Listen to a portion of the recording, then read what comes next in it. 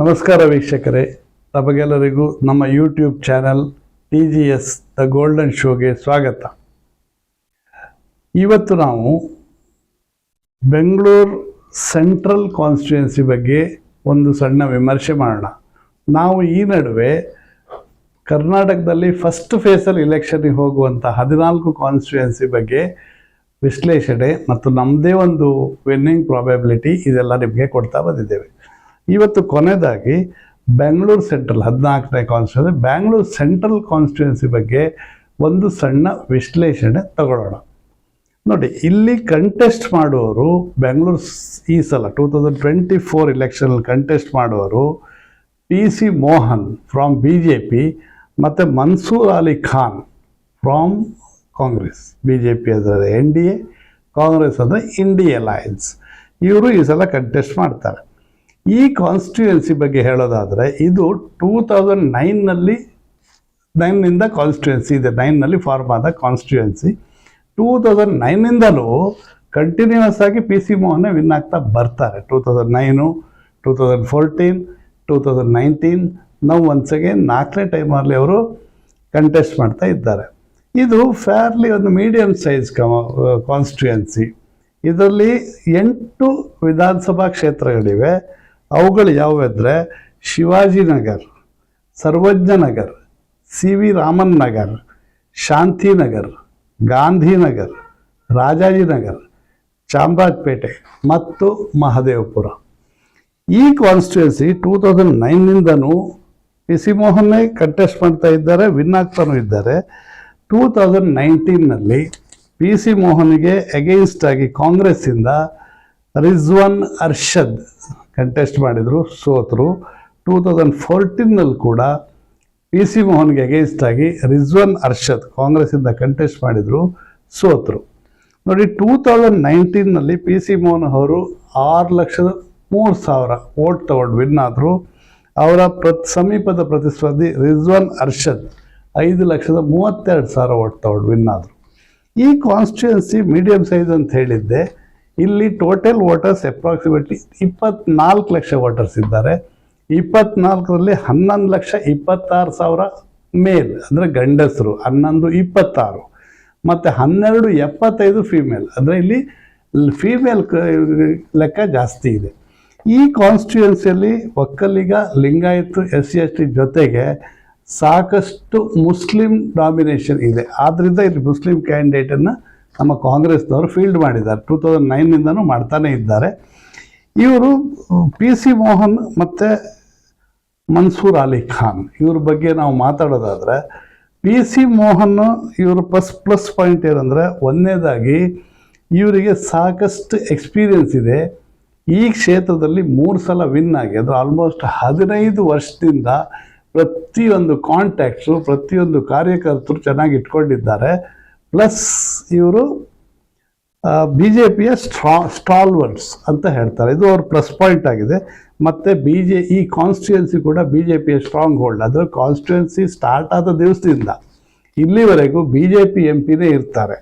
So ಒಂದನೇದಾಗಿ ಇವರು ಚೆನ್ನಾಗಿ ಮಾತಾಡ್ತಾರೆ.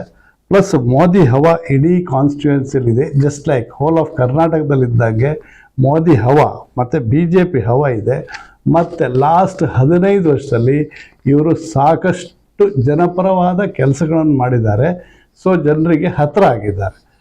ಹಾಗೆ ನೋಡಲಿಕ್ಕೆ ಇವರು ಮೈನಸ್ ಪಾಯಿಂಟ್ ಅಂದರೆ, ಇವರು ಸಾಧಾರಣವಾಗಿ ನಾಟ್ ರೀಚೇಬಲ್, ಅಂದರೆ ಕಾಮನ್ ಮ್ಯಾನಿಗೆ ರೀಚ್ ಅಷ್ಟು ಸುಲಭದಲ್ಲಿ ಆಗೋದಿಲ್ಲ. ಅವರೇ ಎಲ್ಲೋ ಇರ್ತಾರೆ, ಅವ್ರ ಬಿಸ್ನೆಸ್ ಎಲ್ಲ ಮಾಡ್ಕೊಂಡಿರ್ತಾರೆ ಅನಿಸುತ್ತೆ.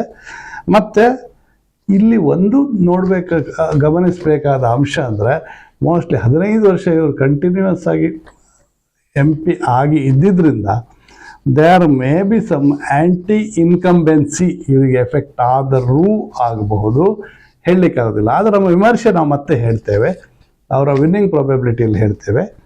ಇನ್ನು ಮನ್ಸೂರ್ ಅಲಿ ಖಾನ್ ಬಗ್ಗೆ ಹೇಳೋದಾದರೆ, ಮನ್ಸೂರ್ ಅಲಿ ಖಾನು ಪ್ಲಸ್ ಪಾಯಿಂಟ್ಸ್ ಏನಂದರೆ, ಅವ್ರ ತಂದೆ Rehman Khan is a chartered accountant and he was a Rajya Sabha member ಆಗಿದ್ದರು. ರಾಜ್ಯಸಭಾ ಡೆಪ್ಟಿ ಚೇರ್ಮನ್ ಅಂದರೆ ರಾಜ್ಯಸಭೆ ಉಪಾಧ್ಯಕ್ಷ ಕೂಡ ಆಗಿದ್ದರು. ಈಗ ಅವ್ರ ಬದಲಿಗೆ ಮಗನ ಟಿಕೆಟ್ ಕೊಟ್ಟಿದ್ದಾರೆ. ಇವರ ಪ್ಲಸ್ ಪಾಯಿಂಟ್ ಅಂದರೆ ಸ್ಟೇಟ್ ಗೌರ್ಮೆಂಟು ಕೊಟ್ಟಂಥ ಒಂದು ಫ್ರೀ ಬೀಸ್, ಅಂದರೆ 5 ಪಂಚ ಗ್ಯಾರಂಟಿಗಳಲ್ಲಿ ಅಕ್ಕಿನಾಗಲಿ, ಫ್ರೀ ಲೇಡೀಸ್ಗೆ ಫ್ರೀ ಟ್ರಾವೆಲ್ ಆಗಲಿ, 2,000 ರೂಪಾಯಿ ಆಗಲಿ, ಇದು ಇವ್ರಿಗೆ ಪ್ಲಸ್ ಪಾಯಿಂಟ್ ಆಗಿದೆ. ಪ್ಲಸ್ ತಂದೆಯವರ ಒಂದು ಕಾಂಟ್ಯಾಕ್ಟ್ಸ್, ಅವರ ತಂದೆ ರೆಹಮಾನ್ ಖಾನ್ ಅವರ ಏನು ಕಾಂಟ್ಯಾಕ್ಟ್ಸು, ಏನು ಆ ಕಾನ್ಸ್ಟಿಟ್ಯೂನ್ಸಿಯಲ್ಲಿ ಹೋಲ್ಡ್ ಇದೆ, ಅದೆಲ್ಲ ಇವ್ರಿಗೆ ಪ್ಲಸ್ ಪಾಯಿಂಟ್ ಆಗಿ ಪರಿಗಣಿಸುತ್ತೆ. ಮತ್ತು ಆ ಕಾನ್ಸ್ಟಿಟ್ಯೂನ್ಸಿಯಲ್ಲಿ ಸಾಕಷ್ಟು ಮುಸ್ಲಿಮ್ಸ್ ಇದ್ದಾರೆ. ಮುಸ್ಲಿಂ ವೋಟ್ ಇವರಿಗೆ ಪ್ಲಸ್ ಪಾಯಿಂಟ್ ಆಗಿ ಕಾಣುತ್ತೆ.